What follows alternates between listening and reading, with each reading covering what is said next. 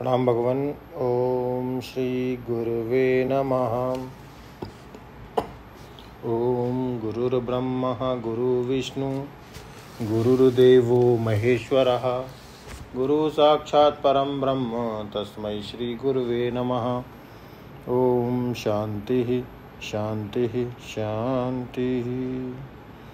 ओम ब्रह्म ज्ञान और उसकी साधना द्वारा स्वामी खंडानंद सरस्वती जी महाराज द्वारा भगवान उनकल स्वामी जी ने अन्य सांख्यन योगेन कर्म योगेन चा परे की व्याख्या कर रहे थे। स्वामी जी कहते हैं अब एक देखो,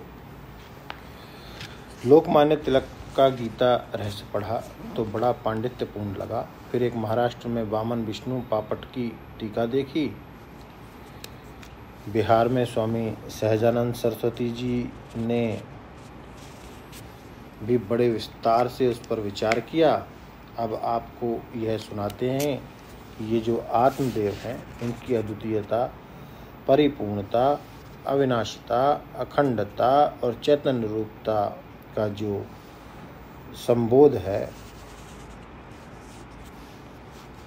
वह द्वैत के भ्रम को सर्वथा ही मिटा देता है।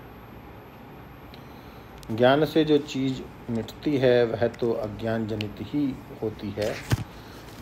तो सांख्य योग के द्वारा विवेक किया, अपने को दृष्टा केवल द्रव्य के दृष्टा नहीं, देश काल के दृष्टा, अंतर्देश बहिर्देश, अंतर काल देश, भूतकाल वर्तमान काल भविष्य काल काल के दृष्टा।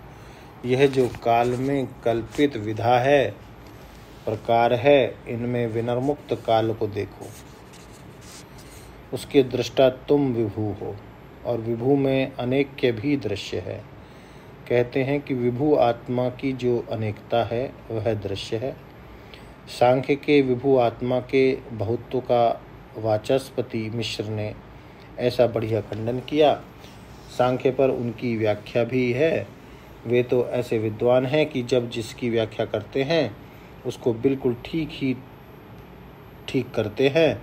वेदांत पर उनकी भामति है तो उसमें ऐसा खंडन किया। बोले, हे सांख्यवादी, तुम यह बताओ कि ये जो तुम्हारे अंतःकरण हैं ये तो प्राकृत हैं और जन्म मरण करण और सुख दुख इत्यादि तो अंतःकरण में होते हैं। तो इनके भेद के कारण तुम चैतन्य दृष्टा को भिन्न भिन्न क्यों मानते हो?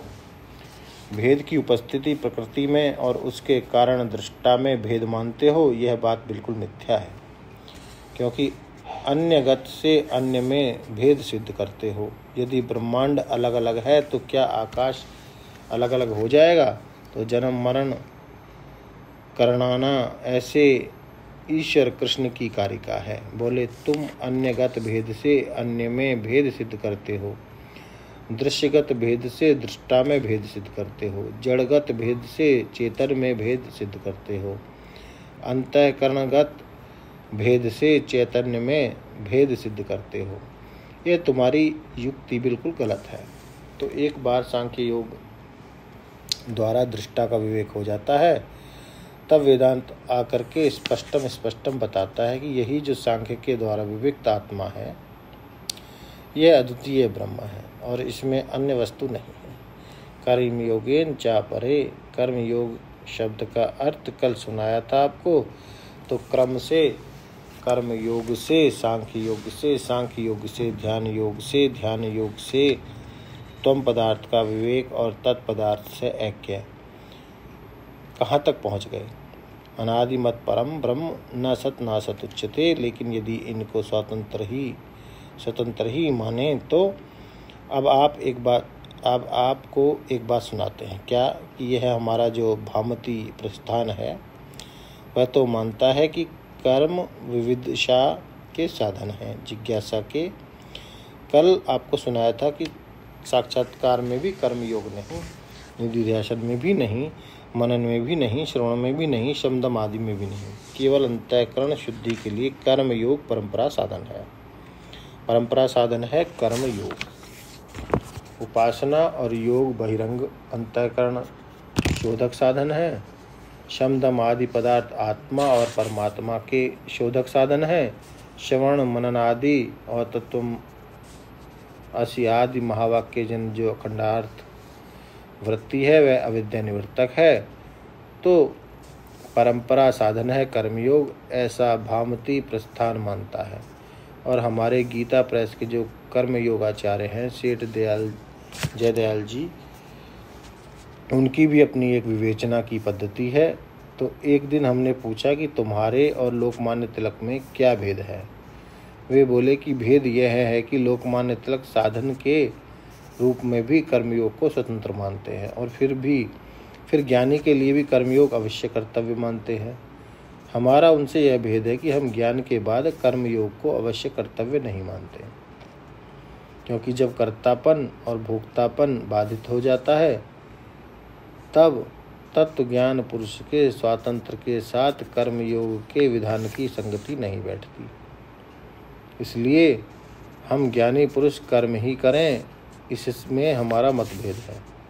अब दूसरी बात यह हुई कि कर्मयोग केवल अंतःकरण की शुद्धि का ही साधन है कि ज्ञान भी दे सकता है। एक प्रश्न यह हुआ, इस पर जो विवेक है वेदांत में वह गंभीर है। तम एतम वेदानुवचनेन ब्राह्मणा विदिशन्ति यज्ञेन दानेन तपसा अनाशकेन। तो यह श्रुति है। एक और श्रुति कहती है न कर्मणा न प्रजया धनेन त्यागेन एकम अमृतम मानसु। तो इसकी व्याख्या को लेंगे कल। ओम शांति शांति शांति। प्रणाम।